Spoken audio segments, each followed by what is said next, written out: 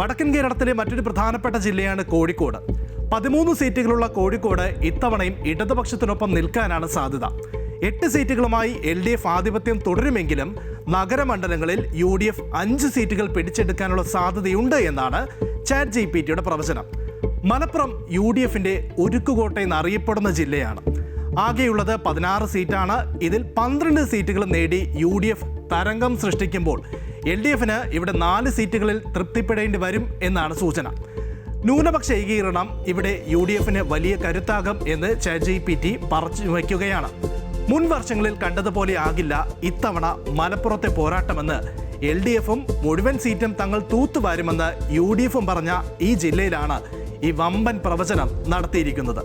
ഇനി അടുത്തേത് പാലക്കാട് ജില്ലയാണ്.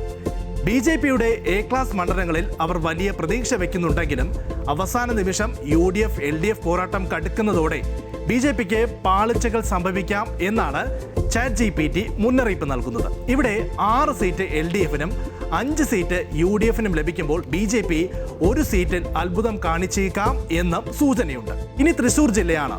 തൃശൂരിലെ ലോക്സഭാ ഫലം നിയമസഭാ ഫലത്തിലും ആവർത്തിക്കുമെന്ന പ്രതീക്ഷയിലാണ് BJP.